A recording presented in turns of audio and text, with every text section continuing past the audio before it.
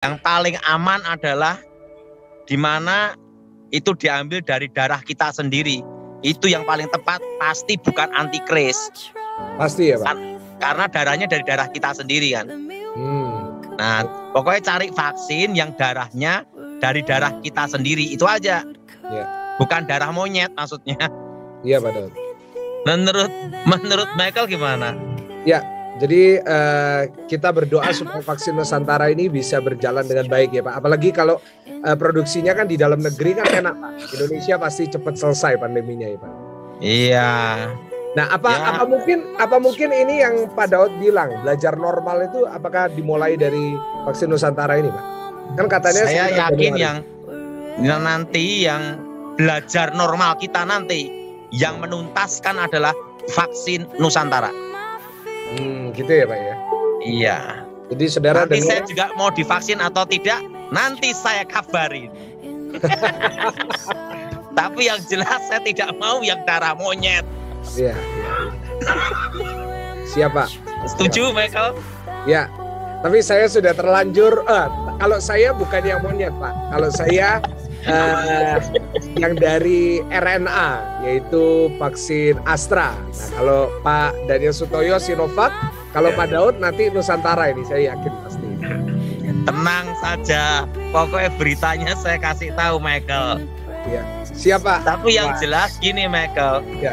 Yang benar itu adalah dari darah manusia, udah. Iya Pak. Dan manusianya juga harus kita kenal juga, jangan manusia yang tidak dikenal. Siapa? Nah, penting tentang corona ini, Michael, jangan adu sakti, itu aja. Iya. Harus tetap protokol ya Pak ya. Iya, kalau saya kan dapat petunjuk Tuhan bahwa tahun depan itu baru belajar normal. Iya. Ini bukan suara Tuhan ya Michael ya. Bukan suara Tuhan ya. Saya punya firasat, punya feeling yang bisa untuk mengatasi corona ini ya Nusantara, vaksin Nusantara. Firasatnya Pak Daud ya. Iya.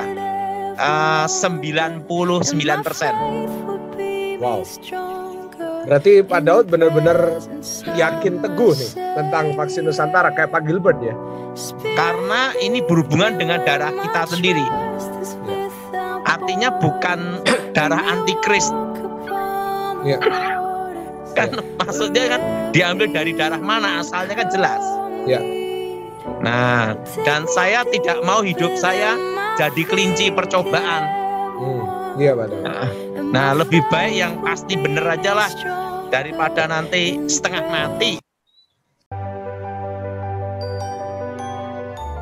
Vaksin Nusantara besutan mantan Menteri Kesehatan Dr. Terawan Agus Putranto dapat diakses oleh masyarakat. Namun, bentuknya melalui pelayanan berbasis penelitian secara terbatas. Hal itu disampaikan oleh Kementerian Kesehatan dalam menanggapi ramainya pemberitaan terkait vaksin Nusantara. Juru bicara vaksinasi COVID-19 Kementerian Kesehatan, Siti Nadia Tarmizi menyampaikan, penelitian itu berdasarkan nota kesepahaman antara Menteri Kesehatan dengan Badan Pengawas Obat dan Makanan atau BPOM serta TNI Angkatan Darat pada April lalu. Seperti yang kami kutip dari situs kementeriankesehatan.go.id. Juru bicara vaksinasi COVID-19 Siti Nadia Tarmizi mengatakan, masyarakat yang menginginkan vaksin Nusantara atas keinginan pribadi nantinya akan diberi penjelasan terkait manfaat hingga efek sampingnya oleh pihak peneliti. Kemudian, jika pasien tersebut setuju, vaksin Nusantara dapat diberikan atas persetujuan pasien tersebut, ujar Nadia.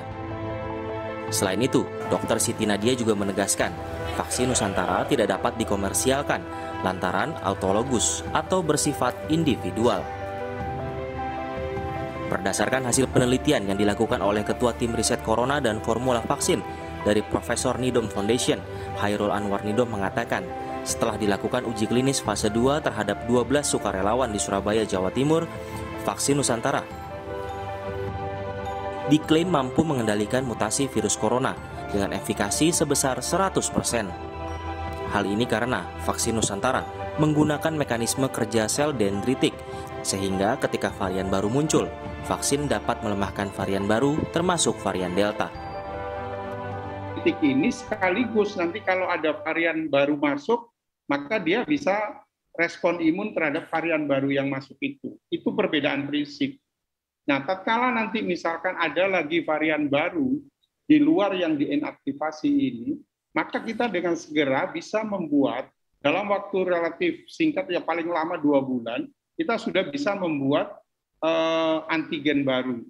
Nah, itu dibuat lagi sehingga tidak Hingga saat ini, vaksin Nusantara masih menunggu persetujuan dari pihak Badan Pengawas Obat dan Makanan atau BPOM untuk bisa lanjut ke uji klinis tahap 3. Menurut rencana, uji klinis tahap ketiga akan melibatkan 2.000 orang sukarelawan. Tim Liputan Kompas TV.